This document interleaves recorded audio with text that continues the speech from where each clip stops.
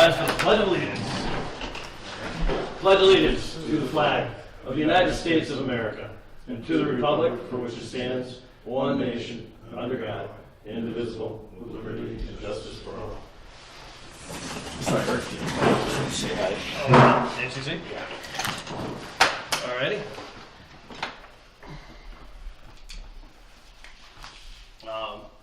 We have George Randall, who is coming with an update on the history book for.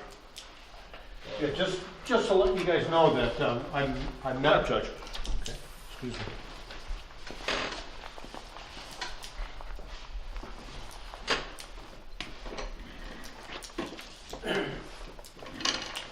Just to let you folks know that Lou did some considerable research for me directly on this project, for which I'm extremely grateful. I met with the appropriate staff at the facility that'll be doing the printing, and they've agreed to do it. I don't have a price yet because I don't know how much is going to be in the update. I suspect it'll be substantial like the original book, but it'll be a different uptake on it. So I don't have any figures for you yet, but I will have as time progresses for me. A couple of dumb questions and then I'm going to leave. Do we still have an industrial commission? No more. Okay. Chris, are you handling the civil defense? Okay, I need to. He even has a helmet. Yes.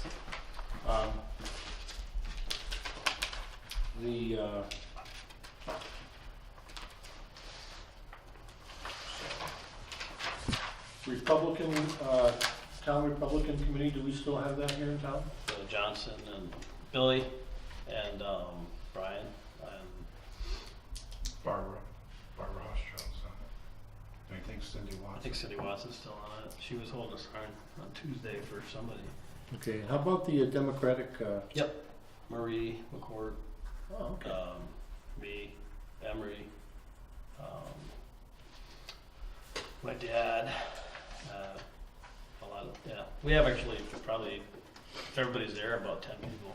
Okay, that's basically all I need. I'm moving forward with things as quickly as I can, getting contact information, letters out looking for updates, and you guys I'll get yours. But it's definitely a viable project. It's a whole lot more than I thought, but thank you very much for the evening. Thank you for doing it.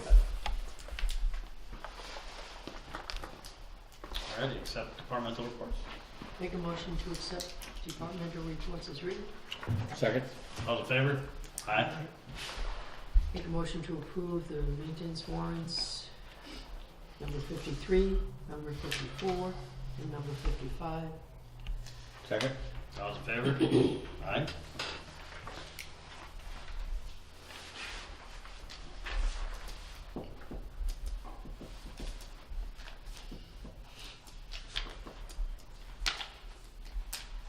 Do we have any uncommon victualers in town? Not common. What about an uncommon one over here? I guess they're not that common. Yeah, really just serve pickles. That'd be We uncommon. have two, Chris. Looks like, Common this. No. Two, that's it. just two, right?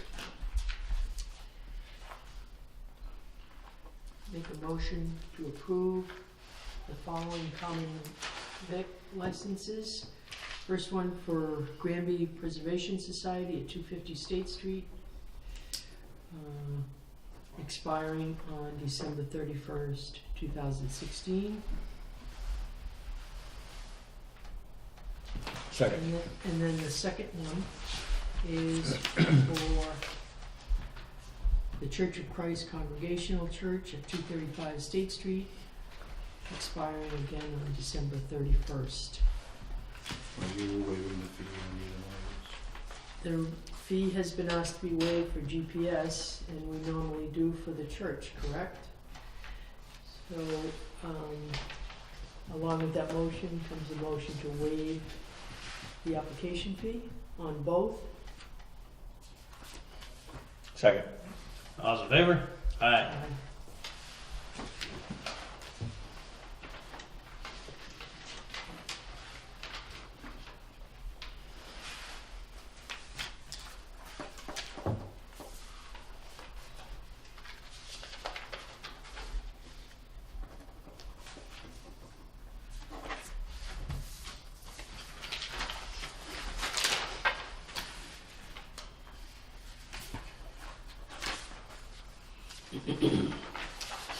Next is a license for payment license for the Granby Preservation Society, 250 State Street, for entertainment license to provide entertainment to customers as follows: live entertainment consisting of DJ band behind main building between 10 a.m. and 2 p.m. only, located at 250 State Street, Granby, Mass.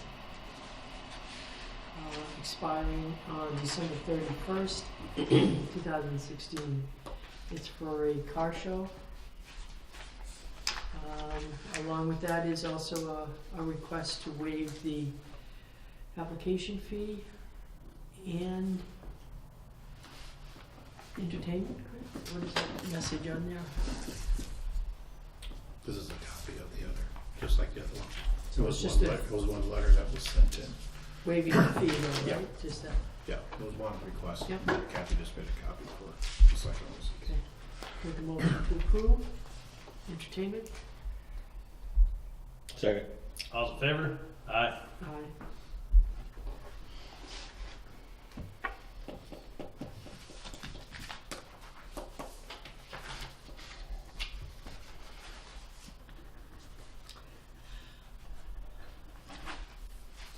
Next one is for a flea market tag sale request for the Church of Christ Congregational, Granby Center Common, located at the Granby Center Common, for May 28, 2016, and September 17, 2016.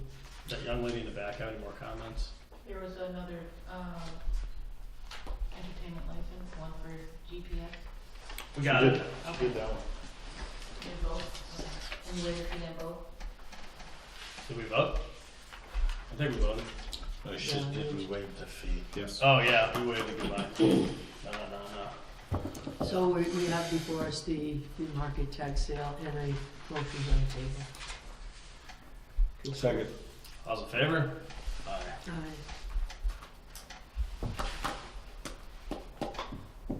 Hopefully it's an entertaining text. Although, do we have to waive the fee on that? Make a motion to, on the last one, to waive the application fee for the Church of Christ Congregational. Second. All's in favor? Aye. I don't think I did do two. Would you like the first one?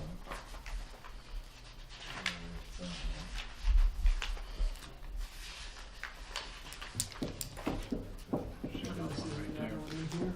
Right there.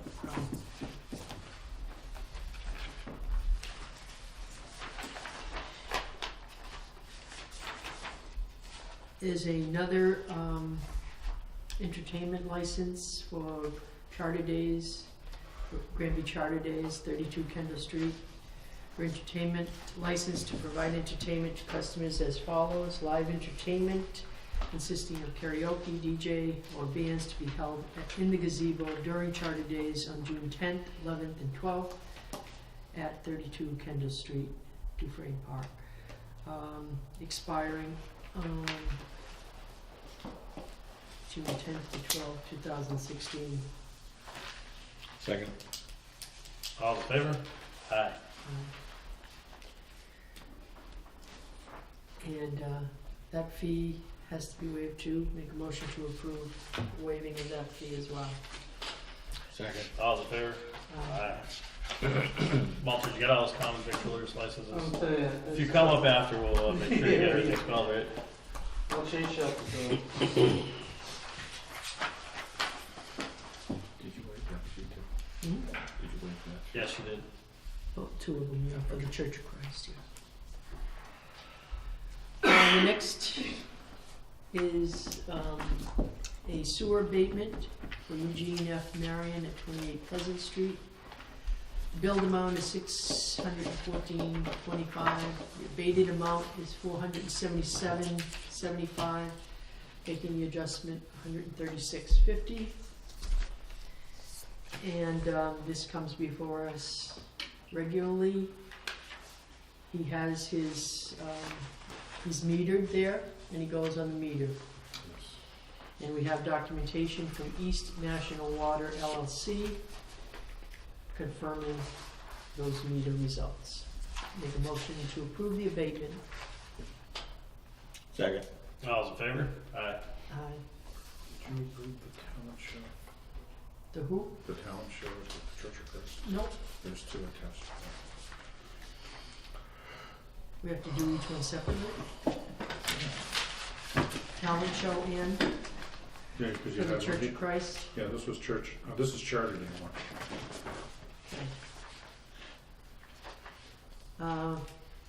Motion to approve a license for the Church of Christ, entertainment license to provide entertainment for the talent show on April 23rd, tag sale on May 28th, and dinosaur festival on the Common on September 17th, located on 235 State Street, Granby, expiring on December 31st, 2016, and waiving the fee.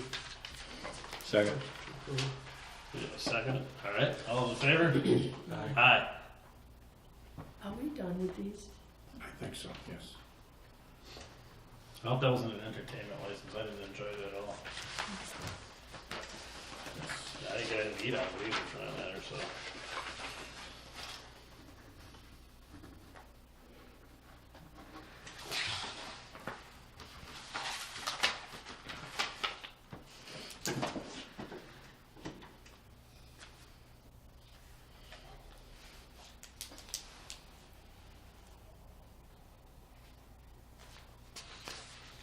That's just that one page you have to sign. Hmm? It's just that one page you have to sign. Oh, I thought there's usually a couple copies or something. There's three, no, there's three copies on them.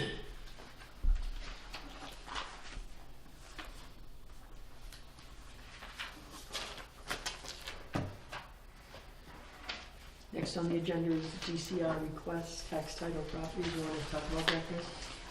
At the special town meeting back in February, the town voted to sell some tax foreclosed properties to the state. They're up on the along the mountain range. They are landlocked properties.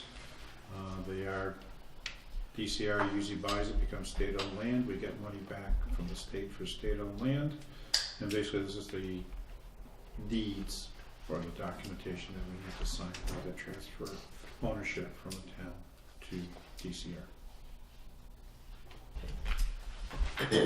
Make a motion to, I think just the do I chair have to has read the sign. disclosure statement or No, anything? just authorize the chair to sign, Oh. because I think it's just the chair Oh, who yeah, signs. make a it. motion to authorize the chair to sign both documents, the disclosure statement as well as the deed paperwork. Second. All in Can favor? I ask a question Yes, sure. before we, at town meeting, there was, someone got up and talked about, you know, why aren't we asking more for this? I mean, is that a legitimate, was that a legitimate question? It's a legitimate question. It wasn't. In terms of, should we have? Well, the problem is the properties were turned over to the tax title custodian for disposition. I believe, Luke, you were tax title custodian. Yeah, we tried to sell them. How did we do it? by auction, and we've had 2 auctions. No one is interested because they can't do anything with the property, so they basically just sit there. And you can't even drive up there. Those were to the pieces of harvest property at that auction. These I pieces. believe they were on at the Oh, auction. did- yeah, Yes, okay. they were, we had listed those as part of the tax title properties that we were disposing of during that auction. Okay, so, And there's 3 others that are pending, but those titles are so cloudy that the state doesn't want it. That's why they were on there also. Yeah. But they can't go the same route as the other ones because the titles are so cloudy. will they ever be straightened out? Not unless, no, I don't know how they Yeah. could they looked at it and, Or you just, when he asked that question? well, I mean, could we have gotten a few dollars more? I don't know. I mean, the state, one of the reasons they were glad to get the properties was because they were so inexpensive, they were almost out of money for the year, so. Had we asked, I mean, I don't know, how much are they gonna spend for property that they don't really, not gonna do anything with? Nothing's gonna change, it's gonna stay the way it is now. Yeah, It just kind of relieves us from any liability if anybody were to dump something there or get hurt on the property or anything like that. And, yeah, vehicles can't go on the property, so you can't go there and log it and Can't do bring anything. stuff out. I mean, if you owned it, you could walk, you can't prevent access to it, you could walk there and you could stand there and have a picnic, I guess, but you can do that on the state property, so. okay. That's my one question. So, motion on the table to give the chair authorization to sign. You second, Yeah. all those in favor? Aye. Aye. I think it's those 3. As eager as I am to do this, I'm voting for it myself.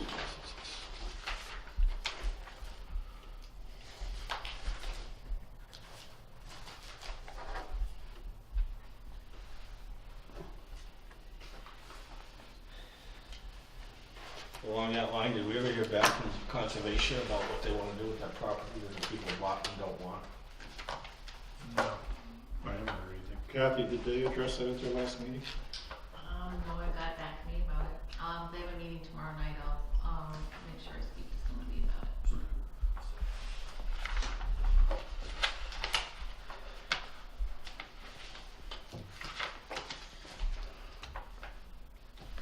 All right, now there's something here with all of our signatures, but it also says notary public on here. I already spoke to Kathy, and as long as I go up, I can. All right, so, but we all have to sign this one, I assume, because it's got all our names on it. Okay. Was that the disclosure statement, or is that the deed? I can't even tell. It's something. It's the,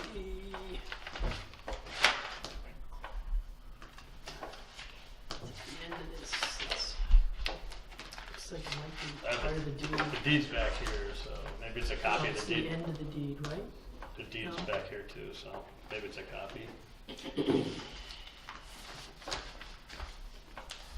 Did you sign it? No, but you also have to sign back there. And let's just get this stuff on. I think you're trying to trick us tonight. Disclosures. If you look carefully, it's about 5 page twos in a row. Disclosure page. Disclosure statement You was better for the look at chair. what he's slipping through here. Disclosure statement was a deed.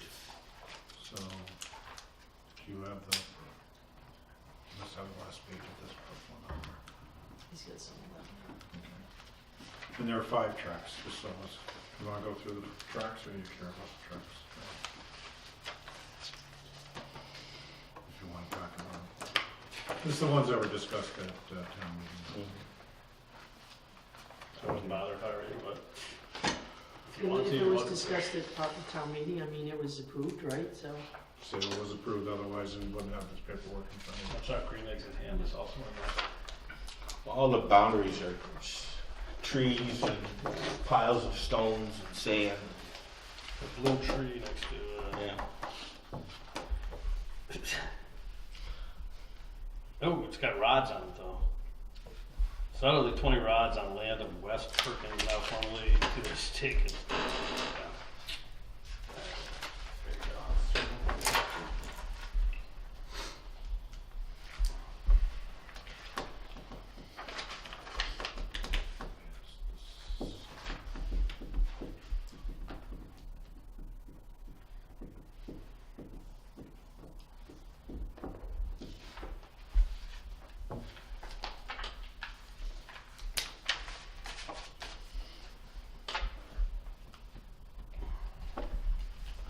folder in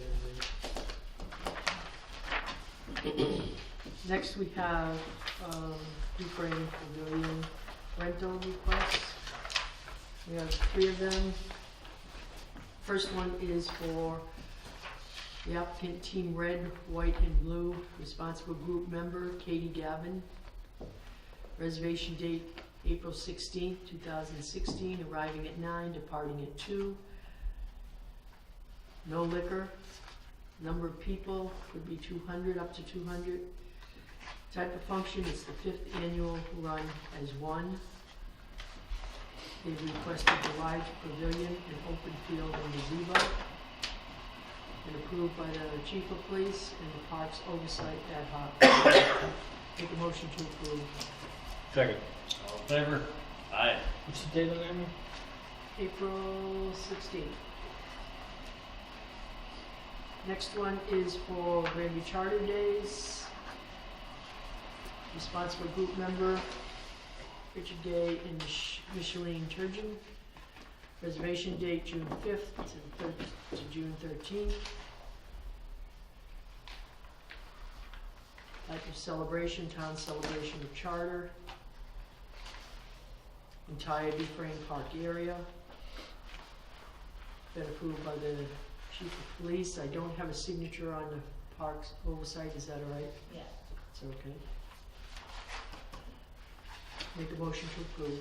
Second. All in favor? Aye. And the last one is for Granby Saddle Club. Responsible group member Shana Humphrey. Saturday, July 30th, 2016. There should be 3 altogether there. Is 3 for the same group. Okay, the first one is Saturday, July 30th, 2016. No liquor, maximum number of people 200, no police assigned, special conditions, both horse rings and parking area. The next one is for the same group, May 21st, 2016, arriving at 7, departing at 7, no police, maximum number of people 200, no liquor. Special conditions are the same, both horse rings and parking area. And the third one is for Saturday, September 17th, arriving at 7, departing at 7. No police assigned, maximum number of people 200, no liquor. Both horse rings and parking area. There's only one signed, but by the chief of police. Must not, he probably didn't do the same, he was busy this morning, Okay, but it's all the same. so it's all right. And make a motion to approve those 3 for the Granby Saddle Club. Second. All in favor? Aye. This 3.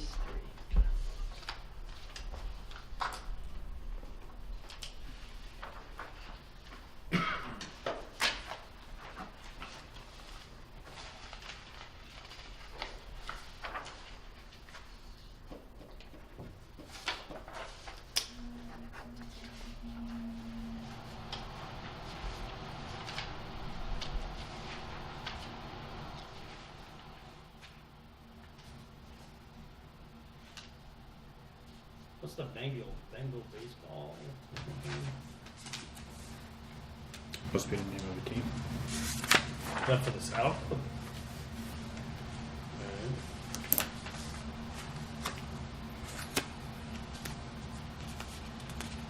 Don't worry about it? Alright. Then I will not worry about it. Just worry about the Saddle Club. The next is an Energy Committee request. The request is as follows. The Energy Committee would like to purchase a data collection system compatible wind speed indicator. The proposed unit will allow recording of wind speeds at a site in Granby at heights of 10 meters or more above ground level, consistent with the height of actual wind turbine units. The proposed unit can be readily installed on an Energy Committee member's tower and routed to an existing data collection system to enable the continuous recording of wind speeds over time. The data will be made available for public viewing on a regular basis. The collected data will aid potential wind turbine purchasers to more accurately assess the realistic performance of a wind turbine installed in town. Budgeted cost is $100. Do you have any more information on that, Chris, or anybody? Jay Joyce was in the last meeting, 2 weeks ago, before the meeting, and they want to, It's like, I want to measure wind speed around places this would go on. Right now it could go on the tower, one of the towers at Bill Shaheen's house, and they could actually record the wind. It has to be up a certain level beyond, I think it needs to be 30 feet, like if you're trying to measure on a roof, it has to be 30 feet above the roof or whatever. So, and this is, I think it's the hardware that goes with software that Bill doesn't have, already has, so they wouldn't have to buy the software. That's as much as that. And they don't have a budget, correct, or they do? Where's the money gonna come So from? where is it gonna come from? I was told I just have to find it if the board approves it. Find the money. How much they want? $100. Do they have a quote, or is that just a guess, or? There's no quote with it. There's no price, there's nothing attached to it, it's just, Well, he said he was gonna get us stuff I haven't gotten anything. last week, so I would suggest we table it until we have more information. Cause he'd come in, he hadn't given us stuff that was like not, I wanna say he was giving us prices for stuff that were more expensive than this or something. Well, there was a couple options about it. we So talked about. the issue becomes is this, the way I understood when he talked to me about it. They have wind data for the town of Granby on both a federal site and a state site. In where? For the town of Granby. Yeah. They've done wind studies with wind blows 25 miles an hour, blows, whatever. For Arlo, For areas for in our town. area? You know, probably out by the airport, probably down through here, probably up on the Yeah. mountains, probably. Well, according to, correct me if I'm wrong, guys, that Jay says when they read the data from the federal government versus the data from the state, the data is conflicting as to whether or not Granby is a suitable site for ground-mounted solar turbines, wind turbines. Wind turbines. Solar turbines, I'm sorry, wind turbines. And they want to be able to purchase a piece of equipment. Supposedly, Mr. Shaheen already has a tall enough tower, already has the software, already has all the other stuff necessary. They just need this one piece of equipment to record wind speeds at that one site to determine if Granby would be suitable for wind turbines for generation of power. My only concern is he lives, I think, in South Ferry Hill, right? South Ferry Ferry Hill. or Ferry Hill.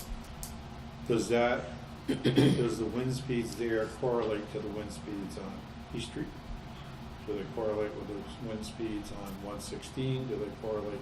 You know what I'm saying? Yeah, well, I would say that if the wind speeds between the other agencies that have done some research on it are conflicting, it would make sense that they might be conflicting because at different points in the town, isn't it That's the way understandable that the wind currents and the wind speeds are going to be different depending on When they're done. when they took it. where and when? Yes. Well, the other thing is, it's like, if somebody wants to put up a wind turbine, I would think you'd be able to know how that works with, by looking at the federal and state data.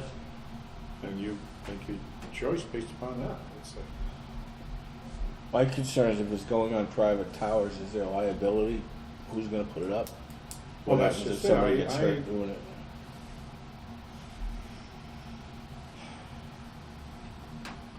Maybe we should have them come in Maybe he can answer some of these questions. Yeah. Really. Well, first of next all, meeting? I do think we should get some sort of, Price. something with this that indicates a quote or some research that's been done. I mean, I think it's neat to want to continue to explore that, so I'd hate to stand in the way of that. But my guess is that there's going to be conflicting data throughout any town, depending on where they Well, do it. I know yeah, if back you- at the high school, they used to talk about doing some research, or maybe doing some research when the school was being built, being discussed Yep. 2 times ago. And that was a possibility, and they were going to have to make some determinations on wind speeds and things like that. And some people felt that the wind speeds would be pretty great in the back there and suitable for something like a wind turbine. But anyways, I think it would be great if either Bill or the committee or somebody came in and shared. Yeah, I don't understand, you're testing, like you said, on South Street. Unless you're gonna put the tower there, it's kind of meaningless, isn't it? Unless that's where the tower's gonna go. So you almost have Well, I to, guess he already has a tower. yeah, he does, but, so you're measuring speed on South Street at a particular location, Right. which has nothing to do with any other part of town. See, that was my biggest Right. concern is does the wind speeds, wind data gathered there apply to East Street? Apply to, I can't see how it could, so you're checking that site you may be able to determine is suitable or not. right. How does that correlate to any other site? That's why maybe they could answer that question, I don't know. Yeah, but I do think it would be great if we had them in, Yeah. because I think they're trying to do some good work. Right.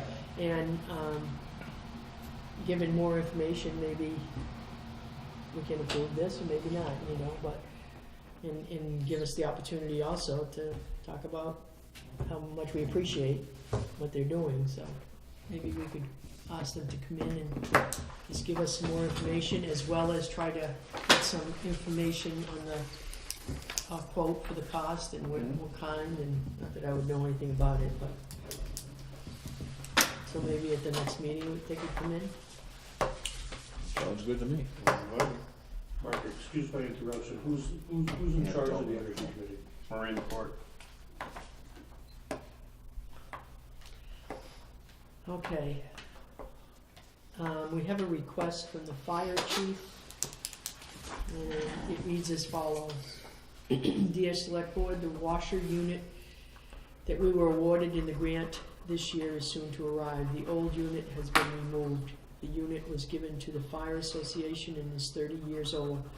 I am asking to decommission the unit, allowing us to repurpose to another fire department. South Hadley District 1 has shown interest.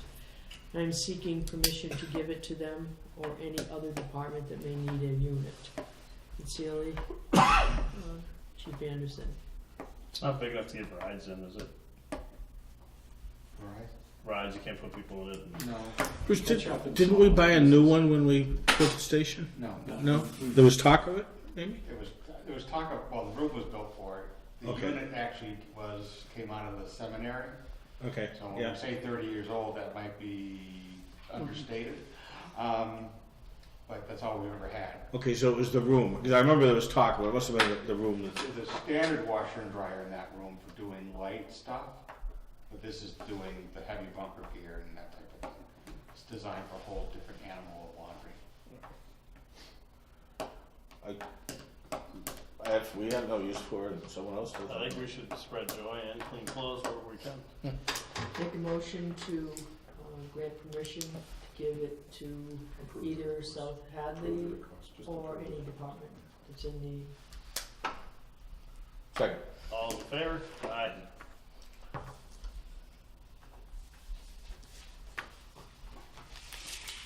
Does Mark want to sign that third one? Yeah, Everybody sign it. I like to sign things. He signed the other two, but he didn't sign that. Make a motion to approve the minutes of February 22nd, the regular minutes of that meeting. Second. All in favor? Aye. Make a motion to approve the executive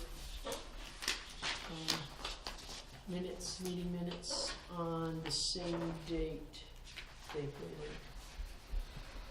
Yep, on February 22nd. Second. Those in favor? Aye. Okey-dokey. And I assume SWAC will be in anytime? Maybe next time?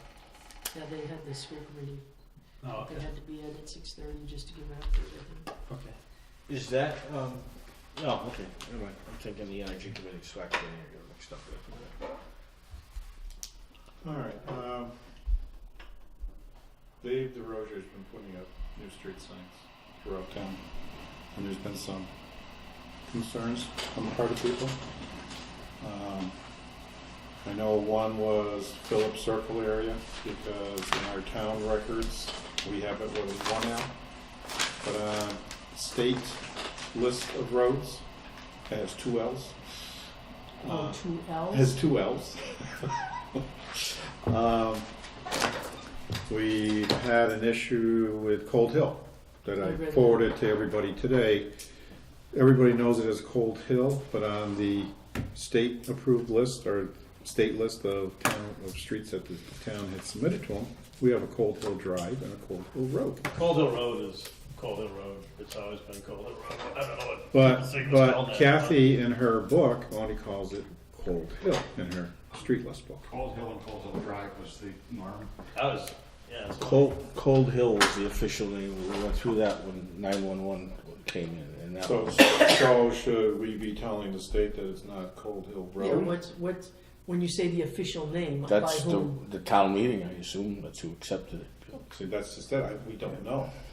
See, normally every town is supposed to keep what they call a green book of all official town roads. We can't find a green book. Kathy has a list of them. She should have a. She has. That's that green book it's supposed to be, so. There's this. We have a certified list. We certainly we do because we use it for court all the time. We used to. Was that ever compared to the I don't. state list? I'm just I asking the think question. so, but I'm not sure. But when we did 911, there was a lot of talk because we had Forge Pond, which was at one point one road and then made into two roads. And so we called them Forge Pond 1 and 2, I think. And then Cold Hill, it was Cold Hill Drive. The state questioned that, and we said, no, the name of it is Cold Hill. That's what it stated. There was Griswold Court and Griswold Circle, and they finally changed the name of Griswold Court, I think. Right? All I have is a Griswold Circle right Yeah, what's the other one? now. There is no Ridge Path. That used to be Ridge Path. That used to be Griswold Court, but that one changed. The people, neighbors got together. That's like we don't have a library lane. It's called Center Street Branch on the state list. What about A Road? No, there is no A road. I have a Forge Pond Road A and a Forge Pond Road B. No, there's A Road went to Belchertown. A Road went to forked off of school of Bachelor and goes to I Joint have Dam. no. I think it's have just no Bachelor A Road. So Bachelor goes two ways. See, that's the problem I think we're gonna have, is that if David is putting up these signs in accordance with this list, do we need to contact the state and change the name of the roads to what we have under 911? It would probably be better for the state to change things to 911 than to have 911 change things to the state. Well, it's just that you've been getting some questions. Yep. We've been getting questions, and like I said, the big one was the Cold Hill one today. That came I wonder why I thought it was Cold Hill Road, because So, is there a way on 911 to get the list of all street names? Master Street address guy Okay. has all the street names and phone numbers. So does I mean, this street board numbers. want us to use the 911 official street names as the official names for the streets for the town Yeah. of Granby? yes. Does that, by saying that though, I read in the department report that he's already done several. So has he changed any that, I mean, Well, like I if we said, vote this. first one was Phillips Circle, 1L versus 2L. According to our records, town records, it's 1L. According to the state record, it's 2Ls. You know, what does this board want? Does 911 say one L or two Well, Ls. how does a Yeah. road get named? The road gets named by when town meeting accepts it, correct? And some of these aren't accepted roads for the town either. Not all roads have been accepted. Like Forge by the Pond. town. Yeah. But they have to have a designation. Right. But aside, the roads that are accepted should have an official name because that's what they're accepted. That, well, the town would have approved whatever the name was, Right. like we just approved Maximilian Drive. We approved, what's the one now lives on? Trout Lily Lane. Probably Lane, right? And there was another new one we accepted, I can't remember what the name of it was, there's like, we accepted 3 roads, remember? At a town meeting. Those would be officially approved And that's roads. the name. That's the name, that's where we're going to 911, and that's what it should be submitted to the state on their official form. That this is the road. I know when 94 when 911 came in the town, we spent a lot of time on those streets. And the master street address guide should have as far as I know, the official names of the streets. But I should be able to get it from Al, right? Absolutely. Okay. Yeah, we can get it from the Granby Telephone Company. Because it used to be, when Terry McPeak was in the assessor's office, she kept up on it. Now, since she left, I'm not sure who. We used to deal with the assessors, myself, and Granby Telephone. Whenever there was an address change, a new number, or a new house went in and had to be assigned a number, that was kind of the process. I don't know what's happened since then, but Wasn't it usually the building inspector who assigned house numbers? the assessors dealt with the 911 with the master street address guide. Yeah, the building inspector assigned the number, but to add that to the database, it was a process. We don't know, a lot of communities, it's the building department. Yeah, the building inspector, but to get that into the database so that when E911, when a call came in, you knew you had the right house number, it was assigned to the right house, because house numbers were horrible back then. Duplications, they made no sense, they were out of order, they were really a mess. And that was all straightened out, but the Master Street address guide should be, or it was up to date as of then anyways, so. It's just that, like I said, I don't know how to proceed with this when I get these requests, that's the thing. Now, I would try and stick with the 911 thing, because then there wouldn't be, not that there probably wouldn't even be a problem, but at least that would be consistent with emergency response. I don't know what the value is for the state aspect of things, but. Yeah, so. And if there's gonna be a change, we should let the people know. Well, that's the issue. I'm just, that's what we're trying to get. These people are calling us and saying, you changed Phillips, you have 2 L's, you only have 1 L. That was the big one. Then Forge Pond, I think it went to Forge Pond 1 and Forge Pond 2 No, versus A and B. They went to A and B. It used to be 1 and 2. But I think at some point it was called 1 and 2 or something. And It was 1 and 2. Now he must have changed it to A and B. I'm just, But then why did A Road go away? That was always a road, wasn't it?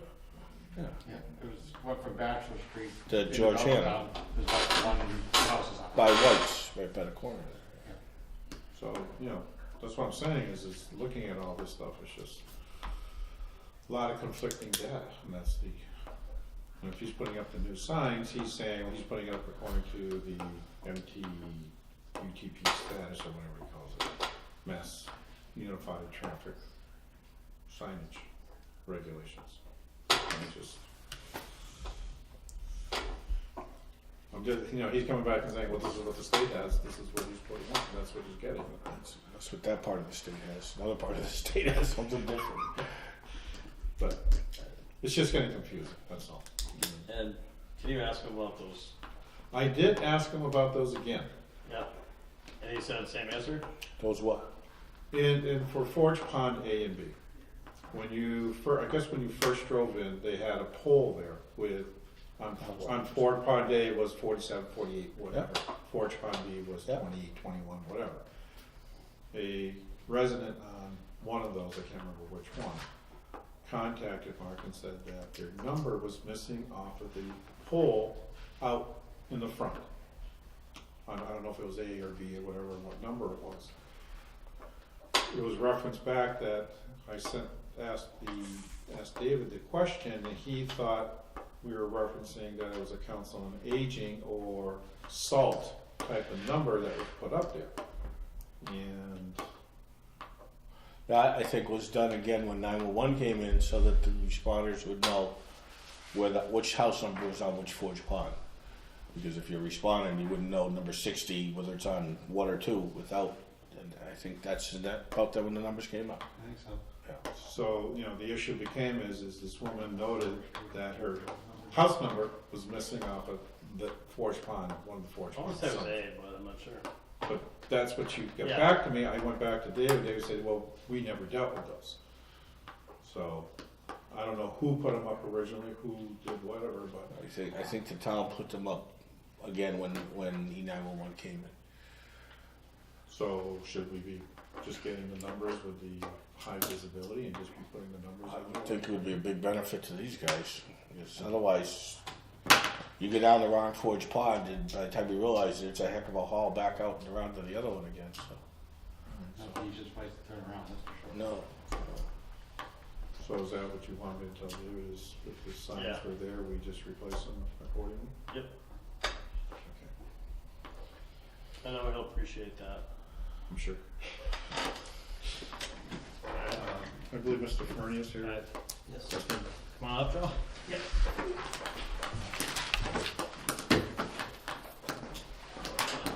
Hey, Joe. Hey, man. Good yourself.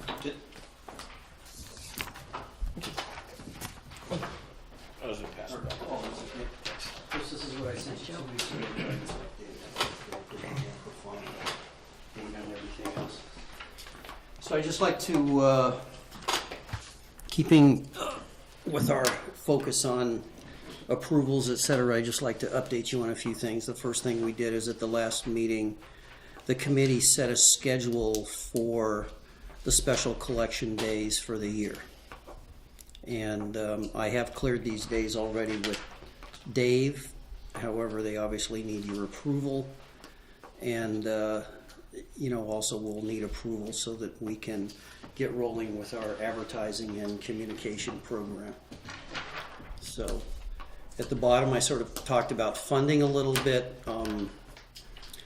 Basically, Dave's told me on the yard waste days, he's got his truck, he's got 2 containers now with the yard waste. To this point, he's been able to get rid of it for free, taking all of that to Belchertown.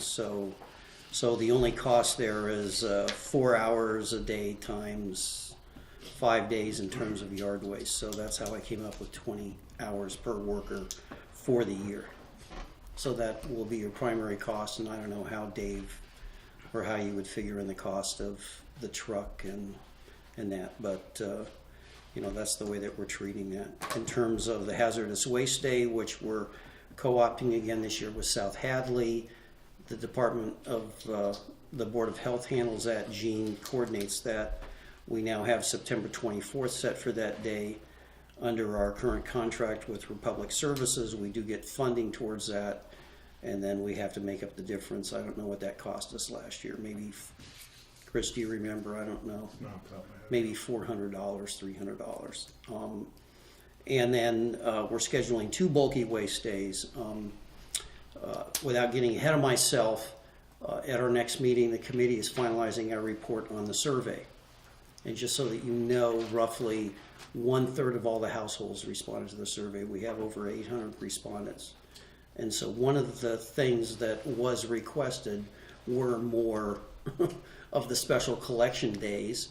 And at the top of the list in terms of total request, more bulky waste days. It's not that we don't have that option with Republic, but people don't want to pay their rate to come and pick up, so they would like to have that.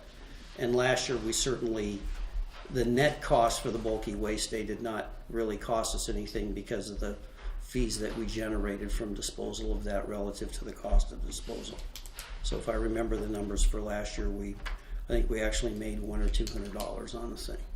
So that should be, our goal is, we can't be totally revenue neutral, as they like to say at the Fed level, but, our goal is to minimize these costs.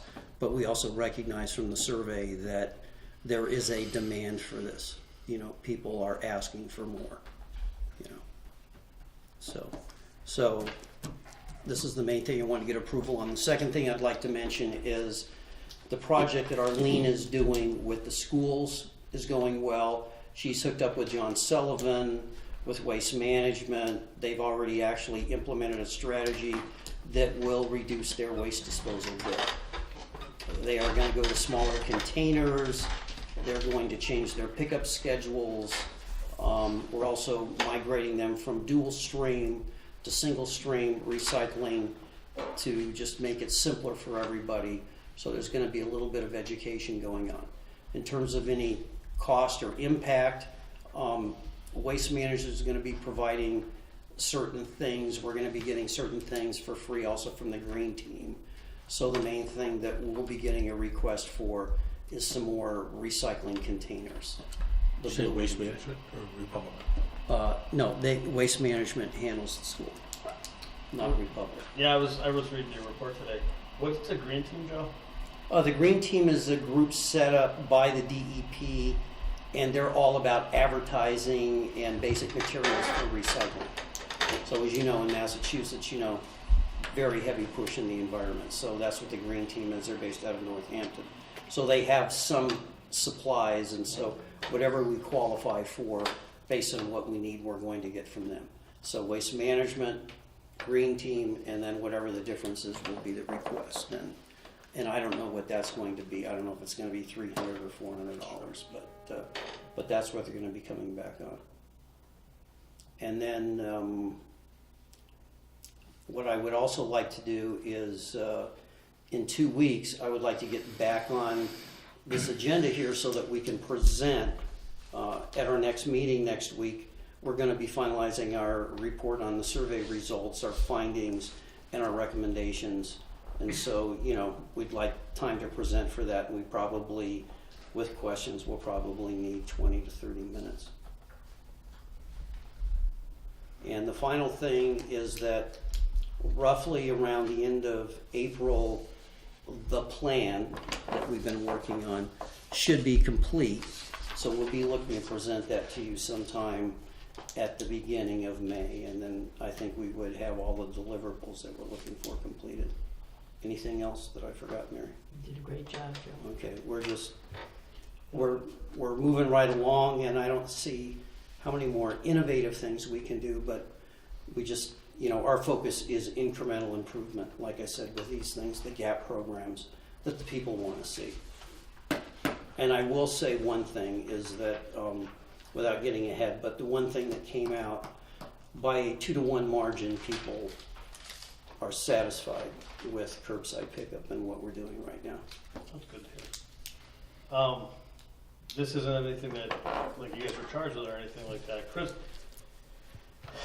for several months, I tried to get a hold of Ludlow. Mm-hmm. Since then, Chris has tried, and we did not get. Well, this is regarding the co-opting or Yeah. working with them. I don't know if you guys. I don't know if anybody's talked to him. If Jay's still here somewhere. Yeah, Jay tried to reach out, but they didn't get back to you either, For the right, Jay? RFP, right? Right, I went for the RFP because part of the plan that you requested to include what would it cost to build a transfer station. So I know from what they told me, but I wanted the exact documents so you could see in black and white what their RFP was. And if it was ever decided to go forward, it would be just Microsoft Word, we take out the word Ludlow, Sure. put in Granby, you know, why reinvent the wheel? But you haven't talked to anybody there? Or no? Nobody's returning their calls Okay. anymore. I don't know if they don't want to talk to us no more, or what's going on. Because I'm kind of assume that they really are interested in taking our Well, I would Brush agree, and stuff but like as that. part of the plan, I mean, it Yeah. still is an option Yep. that we would pursue. I can tell you, in 2006 and in $2006, to build their current transfer station was $275,000. And that's not counting land. Currently, we don't have any land that qualifies for it. So, and that's in $2006, not 2016. Granted, we don't need one as large as theirs because theirs is bigger than for the city of Ludlow, never mind the town of Granby. But there's gonna be certain fixed costs that you can't get around anyways. Oh, no, I was just speaking about not the transfer, just like us taking our brush and stuff there. Yeah, the Yoki. I'm just assuming they don't, I mean, whatever you guys report on, that's good, but, I was just wondering if you guys had any luck with them, because we've never had a return phone call. Well, in January, I went to the quarterly DEP meeting in Springfield, and the focus was on transfer stations, and so I collected like cards from maybe 5 or 6 towns, and so I'm focusing on that. But I'll also try to reach back out to Ludlow before we finalize the report, and I'll reach back out to Amherst, and because those would be the 2 most likely options with regard to that. But when we give you the report, you'll find it interesting. But what was positive was that 1/3 of all the households in town responded. That's incredible. Did people give reasons why, those who didn't like the? Oh yeah, I mean, Wait don't till you worry. see In the this, report, I have captured every compilation of comment data. written on every response tied to a Pretty question. neat. I mean, it's well organized, so you'll see what it is. Because even the people that were not satisfied, in many cases, the complaint related to, I want more recycling opportunities. Yeah. It didn't even relate to curbside pickup. One I've had Yeah, is, so, I've had people tell me, I love the service is great, I have no complaints whatsoever. I don't like it the way it's paid for. I was oh wondering- no, well, you'll see I was that wondering too. if that came up, Well, but you'll see that too, Oh, because, shit. because we also started looking into the chapter 61 and everything else. I mean, the biggest issue here is, I always operate on the 80-20 rule, okay? So basically, 85+% of the town is perfectly satisfied and their needs are met. But the challenge is, what do you do with the people that have uninhabited land, And there's a lot of parcels, but when I went to Carrie Ann and we talked about all the numbers, we are talking about a total taxable amount of $17,000.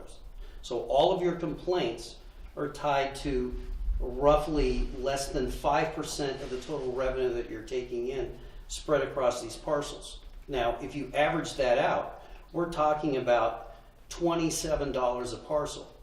And again, if you go chapter 61, you got to be 5 or more plus acres, and then you got the 3 classifications, and then you got to basically go through that. But that's not a big percentage. So yes, there are a few large landowners in Granby who are unhappy. And there are also people that just feel that you should pay for it yourself. But the bottom line is that the decisions you guys made were very good decisions. The town is very happy with it. And, and you just got to tweak where you're not providing a few services that they're looking for. Okay, but we'll get into that at the next meeting. Would it make sense to, if we could get the report a few days in advance so we can read it? Yeah, well, we're not going to have the report finalized till after our meeting on the 16th. Yeah, this week. But after we do that next So week. before the meeting, so Yeah, we well, can. before the meeting, I'll get it out to you, and then you'll see it, and you'll see the results, and, It's great reading. Very So- interesting. but it was a great response from the town, so, and certainly, I mean, part of the response obviously was we piggybacked with the census. I mean, that does make a difference, so, okay? Thanks, you guys. Thank you. So are we gonna be, do you guys need to vote on this, or are we, No. okay, because we have to get our advertising program going. may as well. We Really? do, right? Yeah. Okay. Make a motion to approve the recommended dates and programs submitted by the Solid Waste Advisory Committee for bulky waste days, hazardous waste days, yard waste days. Make a motion to approve. Second. All in Can favor? I Yep, ask go a ahead. question? Sure. In the past, the board has authorized a code red call to go out a week before the event. Is the board so authorizing for these events also? I would say absolutely. I mean, it was one of the, Comment number 1 was, what did we say? Believe it or not, the street sign beat out the robocall by like 1 percentage point, but they were both roughly, you're close to 40% of everybody who heard about it. It was robocall street sign. I would like to, in the future, be able to sort those things. I mean, You can, it's all gonna be traceable, Mark. No, Every what- comment, back to every survey. no, that's not what I'm saying. I filter gotta the think. I gotta calls. think about robocalls things. I mean, I understand that they work, but like, I just argued with somebody on the school building committee because we didn't do a robocall for our Right. informational hearing. But we can sort out people who just want the emergency call versus people who want the other stuff, and not for this time. I mean, we could just I roll with it. believe you can. Yeah, it's already been done. There's a small percentage, The- right, the chief that was here. responded, And he said that that they didn't people want it? called the regular number and told them they wanted to opt out of the call. Mhm. The dispatcher would automatically opt them out of the call. That was their, it's like unscribing on an email. Okay. So the people who wanted to opt out, all they had to do was call the regular number, tell the dispatcher, and the dispatcher just knock them off the list. Okay. That's already been done, That's already been correct? done, and that can continue to be done. Help me out I here. don't know, I I don't know thought what that- he talked to We me. asked to have it. Yeah, I thought Yeah, that I he was under said the in one of his impression- robocalls, I was so if under you the don't wanna get impression, this. I was under the impression that there are two boxes you can have checked off. One is for emergency only, and the other is to get any robocall that comes up. What I believe was happening is that if people called back and they said they didn't want to get the robocall, he would only identify it as an emergency type of call. Yeah. Okay, not the regular type of call that, this is an announcement that town meeting was still gonna be held even though the snowstorm was on, okay? Yard waste day, some other announcement that the town wants to make outside of emergency that, you know, the Pleasant Street is closed due to a collapsed culvert or a major accident or something going on to try and redirect people, that's a different type of a call that he could just call the emergency style. Where people check that box off, if that's what they wanted. And that has less to do with like what's going on here.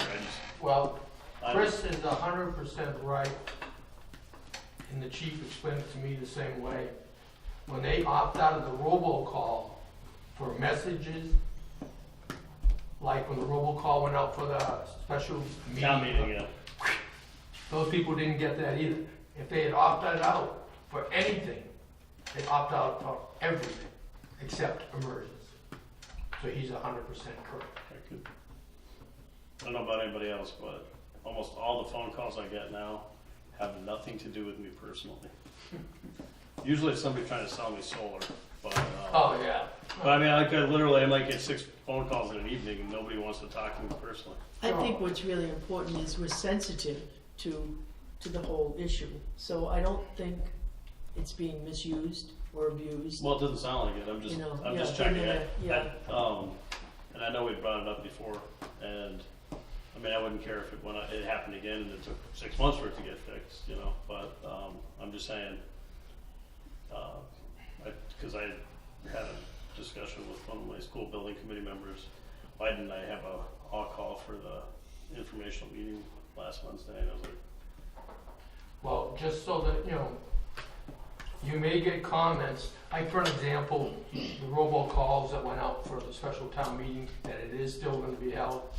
Some people might complain, well, I didn't get a robocall. First thing you should ask them, did you call the police station and choose to opt out for something else? Because that something else equals everything. yep. All messages and emergency, there's only two ways to go. So, I mean, that would, so you don't get blindsided. You can ask the person if they did, if they opted out for the solid waste participation days, they automatically opted out for any information. So your question, Chris, is whether or not the board wants to continue to use the robo for these dates. For notification of these So I would say, election days. yeah, I think we're in agreement then for I would yes. definitely Yeah. be in favor of that. Lou? Yeah, You all set? I thought we decided it last time. I'm just, Yeah, we did. Well, we were just revisiting. yeah, I'm just checking because I. Yeah. And unfortunately, we need that because the use of the website for information is abysmal. It's less. It's very It's less small. than 10%. You know, I mean. I mean, how many Yeah, people so- get your blog? Like Facebook, we got about, we'll say about 510. Well, that's not bad because we did have some comments. I learned about this from Facebook, Yeah. from your page. This, maybe if we're continuing this in the future, we could get a pattern where it's like the third Saturday in April or the second Saturday Oh in yeah, October or something. yeah, we want to do that. I mean, you know, we pick these and we're keeping them minimal. Although I will say that, you know, for the people that answered yes, they want more of these days. I mean, bulky waste was number one, but they want more yard waste. I mean, you know, because a lot of people discover it doesn't work out, you know, and that. But we're also cognizant of the costs, so it's not like trying to put days out there willy-nilly, but I would agree. Just- But there Yeah, is to Saturday your of every point, month. Lou, I think it would be great if they had certain, you know, the third, Yeah, Right. no, I third agree. Saturday in April. Over time, Yeah. people would get used to it. Yep. That's Just out of curiosity, did you in your survey ask if they would be willing to pay for a yard waste? Like they do a bulk- No, we you didn't ask for Okay. that. But I We also, showed the questions to you. No, I remember. I just didn't Whatever remember every you question. approved is only what I mean, you if we do wondering. this next year, we could ask that question. I mean, we could look forward to how to tweak it and maybe as the 250th goes, and I don't know what that weight cost was for Kathy Kelly, but as the 250th goes, I'm sure, you know, separating the form from George, although I will say, it's funny, I talked to some people, oh yeah, I saw that 250th, no, I didn't see your survey, you know, so. One of the You know, I things guess that they did learn on the bottom of the sheet, if it's gonna be information on both sides, you gotta put the word over or see reverse side, which unfortunately did not happen. One of the things I think the advantage we'll have in the future is we know now, we'll have a better idea this time of what the actual cost of The operation. the operation is, so that Oh, yeah. the next contract, you know, maybe that more of these can be built in Yeah. Sure. into the contract. I mean, you guys, as you guys go forward, if you want that feedback, I mean, you're getting enough feedback. What the survey ultimately is doing when you read it is it's validating your decisions What might for the help most part. if you could figure, I know you have basically the information here, but find out what the exact cost of a yard waste day is, you know, including salary and Oh yeah. everything. Well, we have an There's estimate. all Yeah, but those that's- sheets. I have that background, and I'll just reconfirm it with And Dave. But you have it's them too, usually- right, Chris? And Chris has them too. Okay. yeah, In but a it's file 4 someplace. days. It's 4 workers for 4 4 hours hours. per day. And right now, we don't have to pay for disposal costs. But if we figured it was X amount of dollars a yard waste day, and we Yeah. wanted to go with Yeah, we can do that. 6 or 8 or whatever, then You you know what could your budget cost is. accordingly, right? Yeah, so I'll confirm that with Dave, and then I'll shoot, Chris, I'll shoot you back a memo that you can circulate, and then you can look at that, so we'll reconfirm that. Sounds good. Thanks for all the work you're doing. This Okay, is really very good. Okay, thank you guys. Thank you. I understand my name came up earlier about another committee, and you were gonna call me in. You wanna ask me now or call me back later? Oh, okay, yeah. And then when I. Whatever you wanna do is fine with me, I just thought I'd ask. Yep. Certainly, if he's here, we should address it. I don't care one way or the other, it's up to you guys.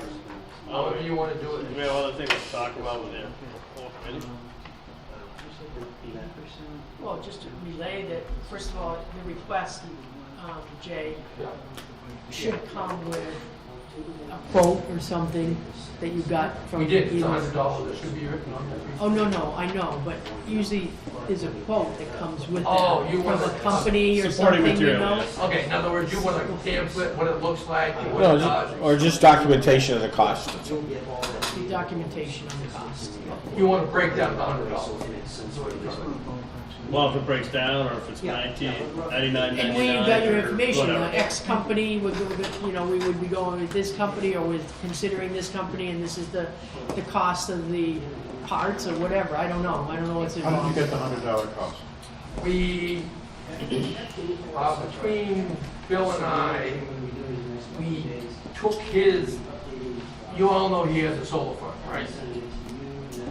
Yeah, solar panels. He does have a solar farm. And part of the solar farm is collecting arrays, making it to DC voltage, going through inverters, going into AC, then the power is measured through hardware and software. He has that all in place. We chose the particular wind indicator, speed indicator, that will match up with his existing equipment and his existing software. And who told you it would cost $100? Bill Shahan has a copy of the thing, and as both of us being engineers, we know the interface will work, hardware and software. What was the name of the company that gave you? Pretend you had to do a purchase $100? order, you're gonna have to attach the, I forget the name right now, I don't have my book with me, But but you must have an email. You I- must I- have I- something that they sent you that said it's $100 yes, for item number Yes. 191,000. we have that. We know That's- exactly that's which what one, that's by what they- part number. That's what they are looking for. all that stuff. Yeah, that's fine.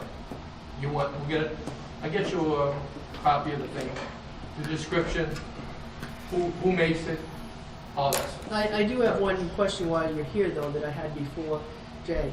When you talked about conflicting data Yes, at different, with the different agencies, both the federal and and the state, state, and private. doesn't it make sense, though, that you're going to get conflicting data wherever you mount or wherever you collect this information, depending on wind currents and velocity at different points in the town? That's a true point.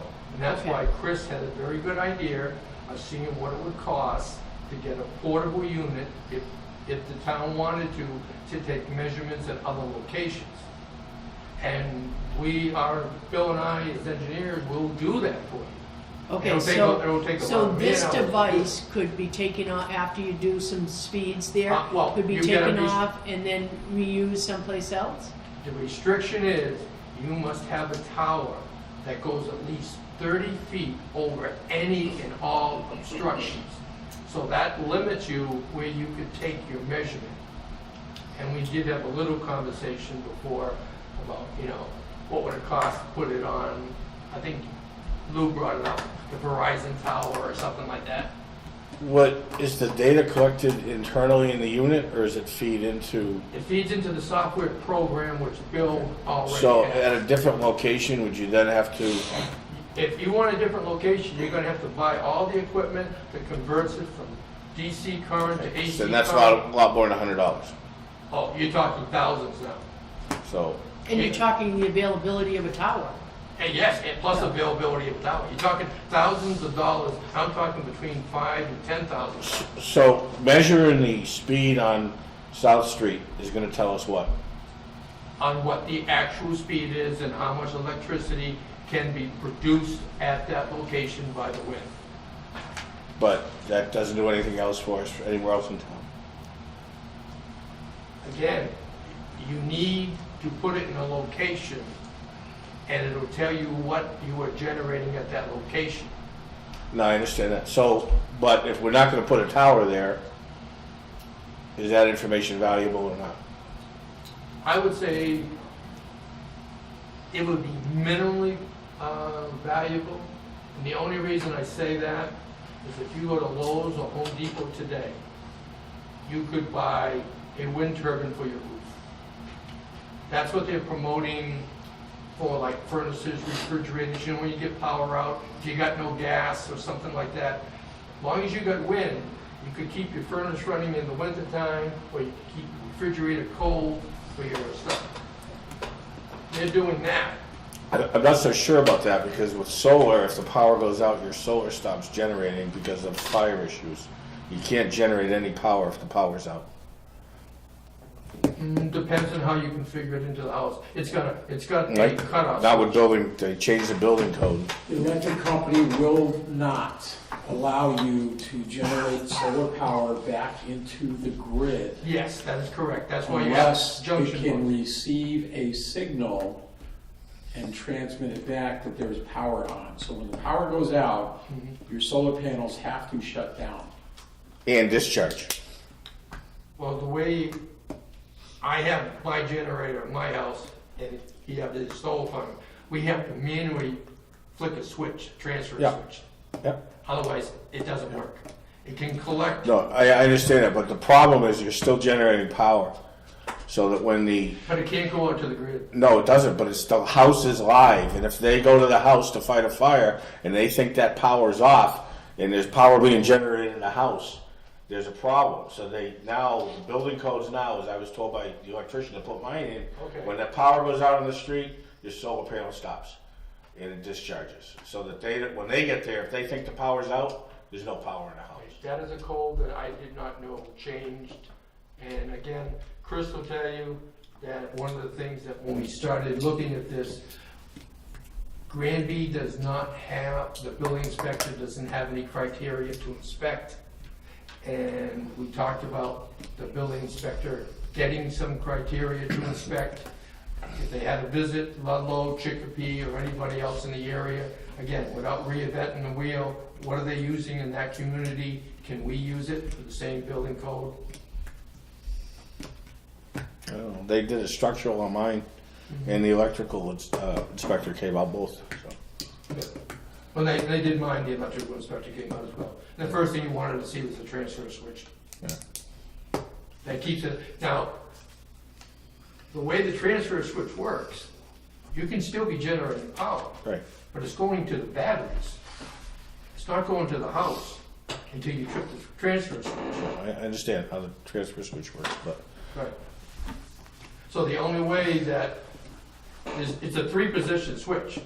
It's grid, off, and then on. Okay. So, Just, Jay, when you know, $100 is I know. $100, and so it's not, to me, that's not the issue here. Yeah. That has nothing to do with some of my feelings on it. And as I said to the board before you got here, the Energy Committee is doing some great work, so I don't want to look at, you know, I'd hate to deny that. However, I do have some questions, and one of the questions was some backup for the information which we would require from anybody. Another one is, you know, when you use the words minimally valuable, of what value is that? It's minimal. And then thirdly, to put it on a resident's home, and it's a town property, I mean, it's town, I have some issues with that. I have no issue with what the work that your committee is doing and the request for $100. No issue on that. What I have are those other 3 issues that I would be, and I guess seeing that you're here, seeing that you've heard that from me, I guess I wouldn't be in favor of this for those 3 reasons, you know? that's fine. Yeah. I would tend to agree with Mary. The biggest reason we wanted to collect the data is if you go to Massachusetts and you go to the federal government and then you get the private sector, they do it by regions on how much electricity can be generated by wind as well as solar. Some people say you can only generate 30%. Some say you can generate 70%. So we thought for $100 we can get a more accurate figure to figure at that location what can we really generate it. If it's only 30%, it's not really looking forward to going forward. But there are other, like an individual's home that we're doing, you know, I mean, it's really more complicated to me. Yeah, I mean, actually, you get into Yeah. ethical stuff, like whether it's if there's a value over $50 going to somebody, liability for putting the thing up, all that kind of stuff. Well, say if we had a tower at the highway department, and we decided to put it there on Granby land. I would see that as different. That's what I Very understand, that's what I'm different. saying. Yeah. Instead of the $100, we're probably looking somewhere between $5,000 and $10,000 to do the same study. That's the difference. That's why we chose that site. Yeah, oh, I get it, I get it. I That's just the wanted only- to give you my reasons why I don't think I think they're valid reasons. Yeah. And I think Chris is very upfront in saying we should do multiple locations, because you've got the windward and the leeward side of the mountains where you generate more wind as it goes on over. You know, like I mentioned the sites that we got rid of what was it, Article 1 at the special town meeting. Mhm. But we want to know who's telling the truth? The state, the federal, the private? And we all know the private people are out to make money. So that's the only reason we wanted to do it. Yeah, We don't want to spend a lot of time and energy pursuing energy efficiency stuff for the town if it's not feasible. That's our main thing. yeah. All right, Okay. thank you. Thanks a lot, Jay. Yep, so, you want me just to send that to Chris, you get all the information, do you want the energy committee to plan on coming in with the information, what would you want? Or, let us know. Well, personally, I mean, I have enough information now to, to make my decision on Okay. this, so I don't know, do we wanna revisit and do a vote on this, and I'm pretty much, seeing in that Jay agreement has the with you, information? and I don't, That's two out of three right there, so. so, and I don't know, if, But you know, I'd I like don't wanna you to- make you waste time either, I'd like you to digging bring all this stuff. back the points that we talked about. It is not about being against the concept, it's Okay. about the particulars of the The only situation. question I have, do you want me to do it formally through Chris to you, or do you just want me to send it to Chris? And then you guys can decide if you want us to come back in when you do it? You could just deal with Chris, yeah. See But what I'm saying? I know he's overloaded, I see him working out there all the time, but I don't wanna create work for anybody. Yeah, I mean, I don't, Just forward what you have, Jay. and then we'll go Okay, forward from there. okay, no problem. I'll forward it up to you guys and we'll go forward from there. all right. What else we got before we go to executive session for ambulance abatements? Anything? yeah, I mean, we have, first of all, you're gonna be mad that I'm asking this, but I haven't done it in a couple of weeks, or a couple of meetings. What is the status of the school getting the information to you? Soft right? Yep, well, don't call it soft right, because now No, that's obsolete. I'm gonna call it soft, Okay. or a cell. A cell, we'll go to cell. Okay, I thought that was a train, but. Last time I knew, last conversation I had, they are in the process of writing the new charter. but that's not new information. Nope. They've been in the process for a year and a half. Nope. They went and did a webinar with SoftWrite to look at account structure. They are currently looking at their current accounts and they are realigning and redesigning how they want the software or how they want the accounts to be lined up. And that's all I can tell you. Now, it was a conversation I had with the superintendent Most recently? about 2 weeks ago. Okay, Okay, that's all I can report to you. and then, we See, I get didn't, upset today. no?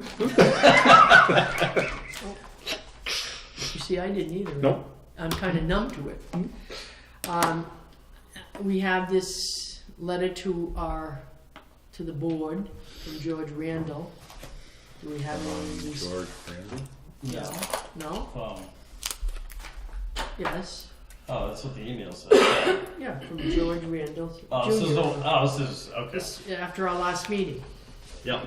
But I So- also met with, I was gonna bring it up, but I met with Deputy Chief Carpenter and Mike, and I had forwarded you, or had Kathy forward you It's in the Dropbox. suggestion. Oh, okay, Here, well, I'll give you that.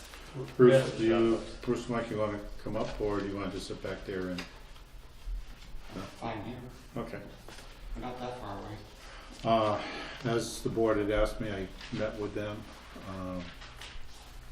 We had talked about a interim solution until the new fire chief is hired.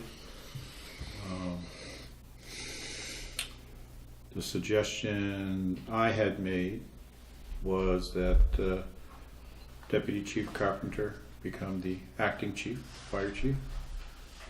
I think I had suggested that Captain Randall be in charge of the call force fire portion. And I had recommended that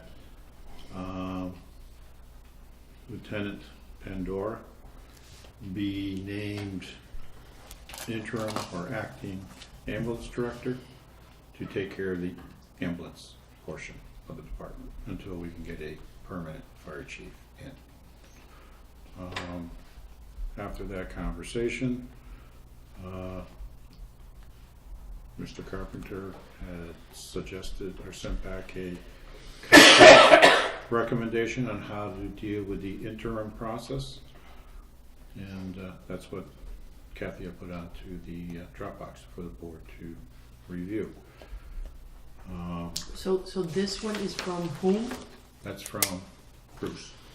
That's all one letter from Bruce. Okay. Okay.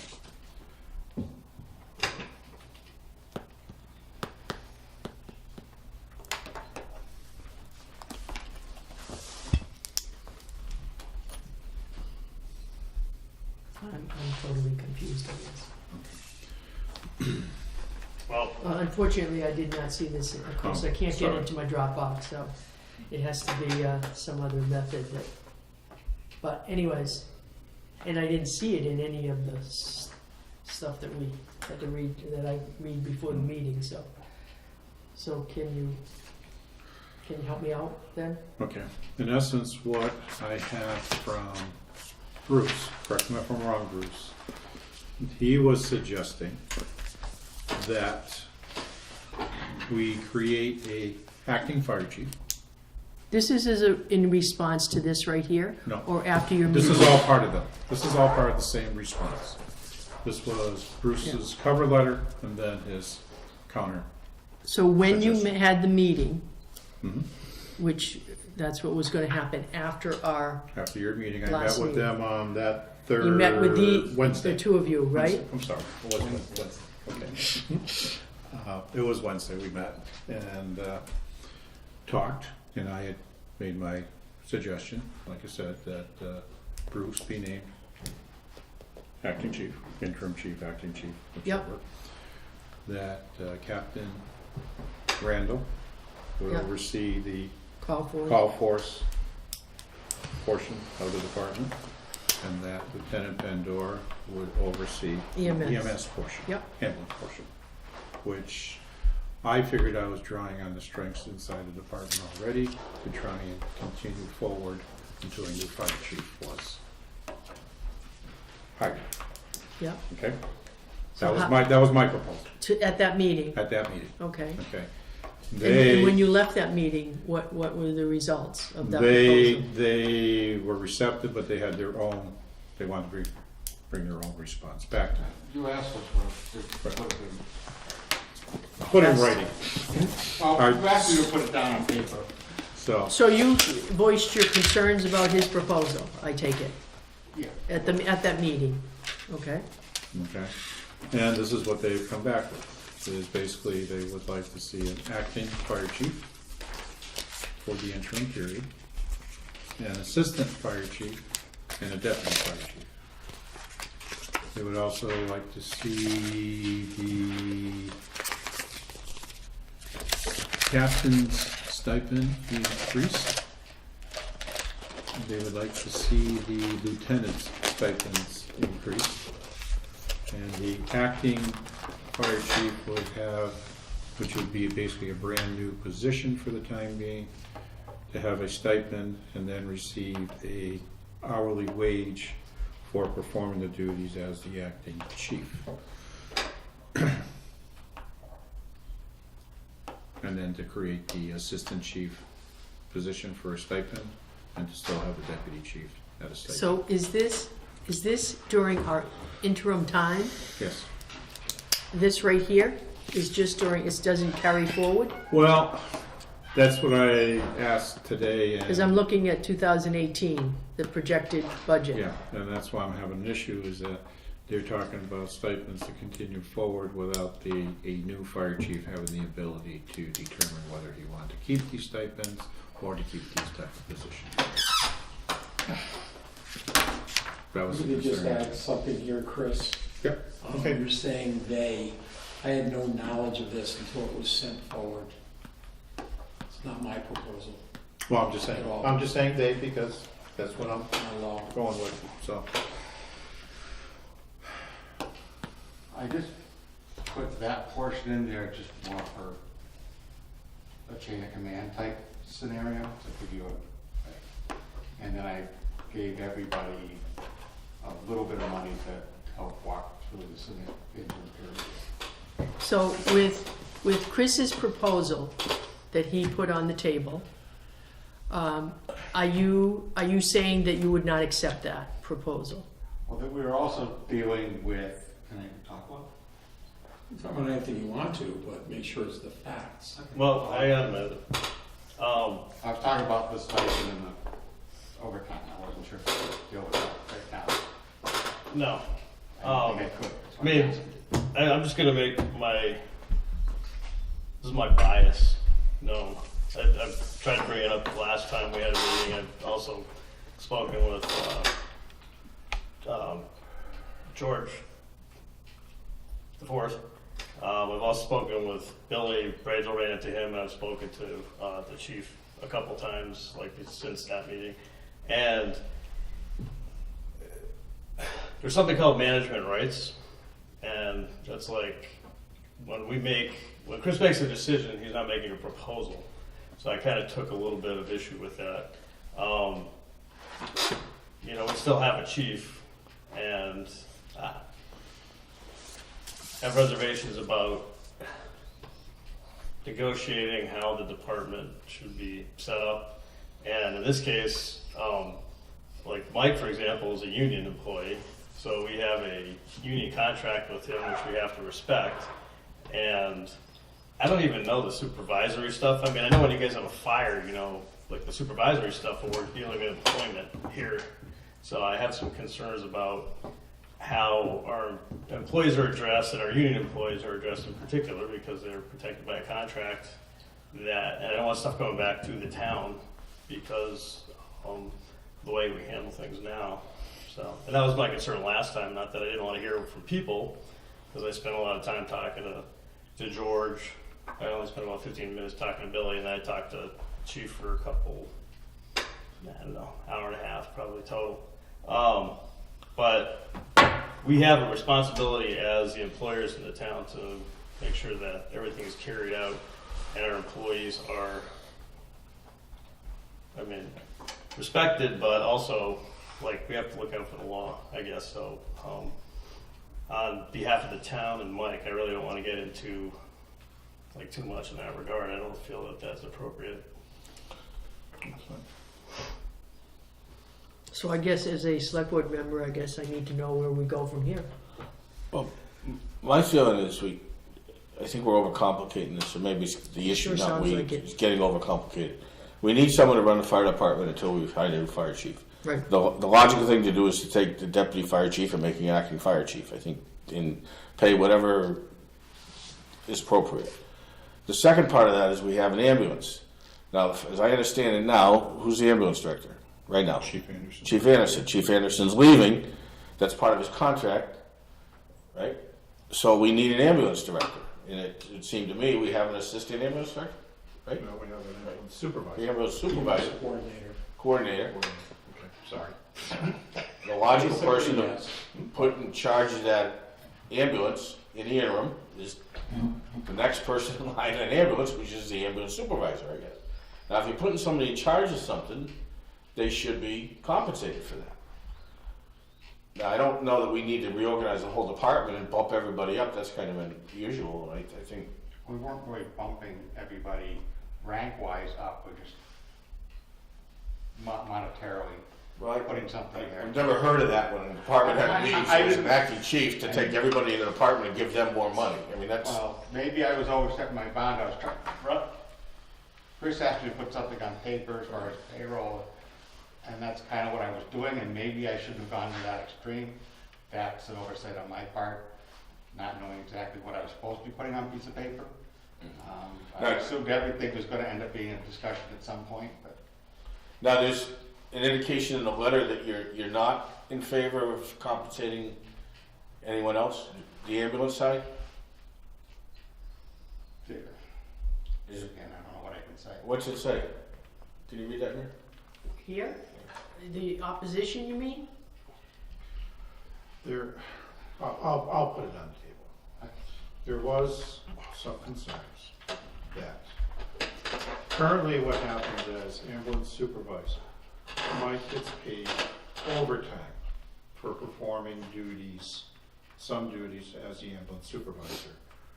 Correct me if I'm wrong, if I don't have the list correct. It's to go through, look at all the drugs, if they're expired or close to expiring, you bring them up to I have to the drive into hospital. You want me to just kind of lay it out? Yeah. When I first started doing this 10 years ago, I was paid hourly. I was only on the call force at that time. When I became full-time, the chief and Chris and I agreed to a stipend and not get paid hourly for the stuff outside of my shift. Do as much of my shift as I could. There's some things that can't be. There's meetings to go to. There's swapping meds up at Cooley Dickinson once or twice a month. That has to be done. There's several other things. There's some billing paperwork that's got to be done. They can't always get on shift. Instead of paying me overtime, they paid me a stipend. A couple of years ago, they decided to go back to paying me overtime. Chris's proposal. Who decided? We It decided? was Chris part and of Chief. the union. Part of collective bargaining. It's not even in the collective bargaining. There's not even a clause in the contract about it. This is a separate position outside of collective bargaining. So there's no effect on the union or the contract or anything else. Never has been. In fact, the last contract negotiations, they opted not to have it in there. I wasn't on the committee at that time. So it's out. It's not it's part of that. What Chris had proposed is to get rid of the overtime again for that purpose and go back to a stipend. For 9 months. For whatever duration of time. I said yes. The other piece that I wanted to go with it to get me a little more authority over the other lieutenants that are on the day shift was to put me in the open captain position to go along with that, along with being the EMS director. That's how we left that meeting. I was fine with that. That's all we needed to do. And then this letter came out. So this letter, I had no idea that it was coming out until after the fact. It wasn't what we talked about in the meeting with Chris. This is something totally way above and beyond. On top of the fact Well, that the what other it piece of that indicates is is, there's some issues in the, you under increase that the rule. lieutenant stipend by $200, but you increase the assistant chief stipend by $1,200 after he's done being the acting chief. well, first of all, personally, I mean, this, I can't deal with something like that, to tell you the truth. And I don't know, maybe you didn't understand what you were supposed to do, I get it, you know, but, I mean, I don't know, we still got some time in terms of decisions. My feeling is I want to see as few changes as possible in the department. Well, that's what I was addressing. There's no change in rank. There's no change in anything. There was some, obviously, some money issues there that could be addressed. But you were creating a position, the assistant. No, I'm just saying, when you read it, When you read it. When you read it, there was an additional level put in from acting chief, created the assistant chief position versus deputy, which you said basically the standards now call for assistant chief versus deputy chief. It's a name change that happened sometime at the state level in the last 35 years since Granby started doing 4 bugle deputies. Deputies under the state standard are now 3 bugles, 1 step down. Can you just explain the bugle thing? Because I was like, 5's chief, 4 is assistant chief now, it used to be deputy. okay. 3 is now deputy, used to be assistant. Captains too. So it's just like stripes or something? Yep, All that's right. all it is. It's bugles, because way back when the officers at a fire scene would yell through a bugle so that the people on the fire ground would hear them. All right. That's how the bugles came into being. More bugles, a louder you yell. Absolutely correct. But and all I was doing was housekeeping that. And I think the maybe that- housekeeping time is for a new chief when he comes into, and whoever that might be. to that's take fine. over. I wasn't, I also think we gotta get away from the negotiation part, as I think you indicated, this is the town administrator's decision, this is what is gonna happen, and if a person doesn't like the position or whatever, then they say, no, I don't wanna accept it, I guess, I mean, that's my feeling anyway. yeah, I mean, if the person doesn't like the position or the compensation They opt that out. goes along with it, then they opt out. And we go through, And that was my point. In the meeting with Chris, I said, yes, that's fine. this.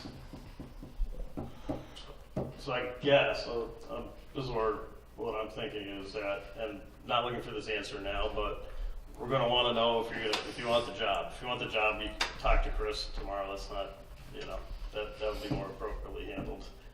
Talking to Chris, not in a public meeting, but that would be the first thing we'd wanna know. Mike, I think we already know where you're coming from. And then Chris will gather that information. Just to give the board more information, when Mike talked about going to captain, I asked you about if you were qualified. When you talked about what? Going to captain, okay, In that position. in the position. Because we had talked about it, and I asked, the first question out of my mouth was, Am I qualified? Absolutely, I met the qualifications. The qualifications involve like tests. Like, why does anybody have to, like, get a different title? I'm missing something here. Mike was concerned that by being named interim or acting ambulance director, that because he is a lieutenant like most of the career force are, that there would be some concerns over him issuing orders to them. Well, the captain rank is a fire rank? Is there an ambulance rank? I'm a fire lieutenant now, with ambulance responsibilities. Like, There's no EMS, right? EMS rank. There is no EMS rank. And what we're doing is putting him in charge of EMS. That's Okay. what I was doing by doing Why interim does- director, Right. yes, or acting So- director, or whatever we want to call it. Why would there need, and I'm just throwing this out there, Mike, why would there need to be a rank? Well, Chris just, I don't know, you just explained, what you're feeling is, you're feeling that people aren't gonna listen, or people aren't gonna That's the way respect it is that. now.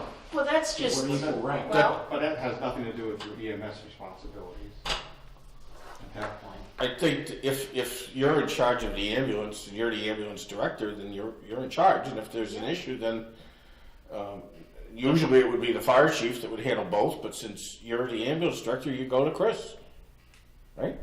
No? You should go to the chief first. Well, no, But- unless the chief is the ambulance director. Well, the chief is well, No, he's not the acting chief. If you're gonna make acting chief ambulance director, then that's a different situation, but my understanding was that due to Mike's ambulance expertise, he was in line for that position. So, I was just trying to draw on the strengths of the people I know. I understand. That's all Yeah, I'm no, I understand, and I'm not criticizing it. I'm just saying I think that's the way it. But if a person is in charge of the ambulance, there's an issue with the ambulance, who would they go to? If Ross. it's an ambulance issue, they'd go to Mike and then Okay, if Mike has an issue with the ambulance, who does he go to? the chief. And Even though the chief's not the ambulance director? He is. he is though. I know that. I'm just saying, He in knows, the but- scenario that we're spelling out, where the chief is not the ambulance director, if he has a problem with the ambulance, who does he go to? Town administrator. well, say he has a problem with, and this is not, this is just hypothetical, not for real. But say he has a problem with an employee, and he needs to take it to his superior. I would prefer that Mike, or that the EMS director would take it to the acting fire chief first. If it can't get resolved, then, as usual, it jumps to my level. And if it doesn't, if I can't resolve it, then it jumps to the board of selectmen. Do you have EMTs that are not firemen? Yes. Who do they answer to, the fire chief? Now, they do, Currently, but they're not members of the fire department. they are. Well, they are members We're of all the fire. members of the fire department. Okay, Everybody's a member of the fire department. We all fall under the same command structure. okay. Like the day staff, they don't just operate the ambulance, they operate the fire, they do inspections, they do other things as well. Right. And there needs to be someone there during the day to supervise those things. Okay, All I was so- getting at with putting a little bit of a difference between the lieutenants that are on the day shift and having a captain overseeing the day shift, reporting to the acting fire chief. That was my proposal. But that would include more than just EMS. Correct. He would be in fire also. Bruce would be there a few hours in the morning. He's got a full-time job during the day, and he'd be there a few hours at night and weekends. Who's gonna watch everything during the day? Well, we've got an officer on shift every shift, so we Wait a just minute. have to be one This is so person. You don't confusing. live 4 days a week, there's So, still 3 others that aren't gonna be What's your covered. question? all right, so, They can deal wait a with- minute, then. That's right. We have an acting fire chief who is only there Mornings and afternoons. mornings and What afternoons. we're doing is the acting fire chief, Yeah, okay? and then EMS. He had talked about putting in 20 to 25 hours per week, okay? Stop in for 2 hours in the morning, a couple hours in the afternoon, weekends if need be. 20 to 25 hours a week. He would be taking the chief's car to work with him so he could respond to emergencies if need be. We didn't have enough people in there. Under the acting fire chief, I was proposing having Captain Randall oversee the call fire force. Okay, making sure that they get the training, making sure that everything is going fine. He reports to the acting fire chief. Over here, I was suggesting doing Lieutenant Pandora, and he would oversee EMT and paramedic operations, correct? That's what I explained to you. That's what I was looking at trying to do. And this is a full-time position, and this also is a part-time That's position. a part-time position, this is a career position. But George should not be just called, it should be a fire operation. Well, whatever, I just call it call because But I'm just saying. I don't consider the 4 guys on full-time, I consider them more ambulance personnel versus fire, even though they do respond. Oh, no, I'm just I'm not gonna say they don't, even though they do, 90% of their calls mainly are for EMS related type of things. You do fire, you do inspections, you do things of that nature, I do understand that. And I believe you have to be a certified fire officer, is it? Minimum fire officer training. Fire officer training, Yeah. so. That was just my proposal to try and get through the interim period, or my suggestion, When does Russ, his last day is April what? April 3rd, April 3rd. yes. And what, I mean, how are we proceeding in looking at a new fire chief? I mean, what are we doing? I suggest that we, by our next meeting, appoint a search committee. Skip the other committee, go for a search committee. I think we definitely have to. I spoke with Russ a couple times this week, and this was really kind of the same model that Russ had in mind, What is the same one? what Chris just sketched out.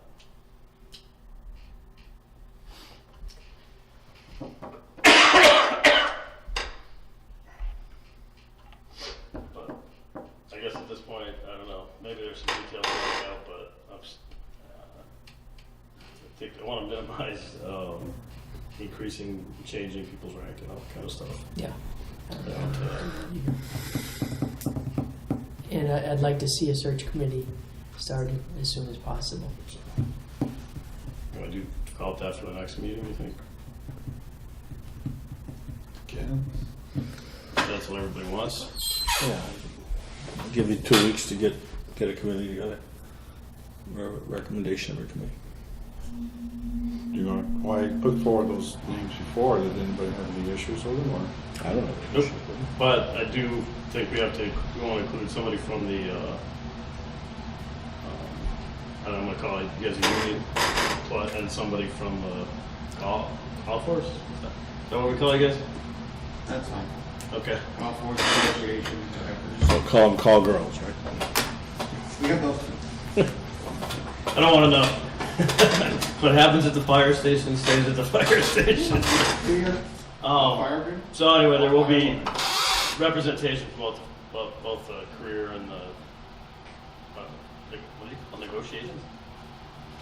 The association. Association, yeah. So, Will there be representation from the select board? It's gonna be the board's decision or not. I'd rather not. I'd rather not, because we're gonna What have was a the difference between a search committee for COA director? I mean, personally, I would never put if you're reporting to somebody, I don't know why you put somebody on. So, I mean, I don't, Well, you did. I was on the search committee for the COA director. You appointed me. I think it is. I'd rather not. I'd rather let the committee go through and then us go over it at the end. I feel differently, but 2 to 1, so it's fine. alright, so anyway, we're looking for probably what, 7 people? Ready? 5 to 7, I'd say. You're not sure all those people, you haven't contacted them, have I talked with 3 of them. Cindy wasn't quite sure. She felt she's already done a lot for the town, and wanted to know if I could find somebody else, but I don't know too many women to put onto that type of community. Because she was gonna bring in like a D2. That's sad. Oh, I'm sorry. They know anybody? I'm being honest, I'm Well, sorry. give me a chance to think, and You got I 2 think weeks. I can give you some names. Oh, Yeah, 2 weeks. Of some women in the community that might want to be on it. Yeah, because she was gonna be D2 perspective too.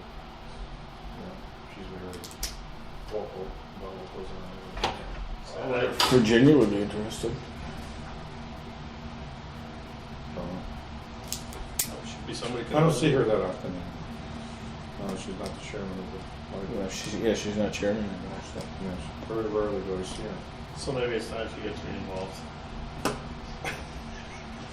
Alright, so we got a plan of action.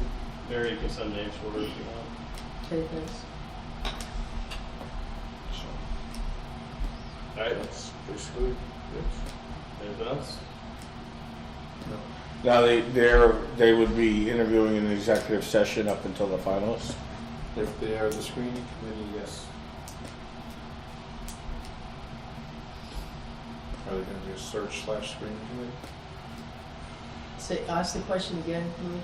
I'm asking if there would be an executive session until the finalists.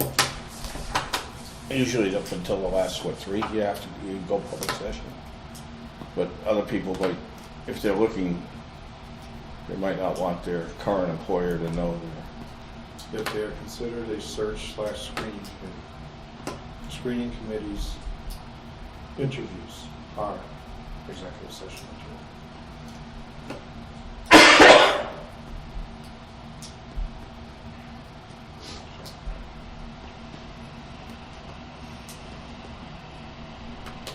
What? Yeah, I'm good. Alright, we are gonna go into executive session for the purpose of MGL 30A21-7 ambulance abatements. Because it's HIPAA, we will be in the executive session. When we come out of executive session, we'll just come out to adjourn. So, Barry, aye. are we doing that? Dale, aye. And now we're gonna take a recess.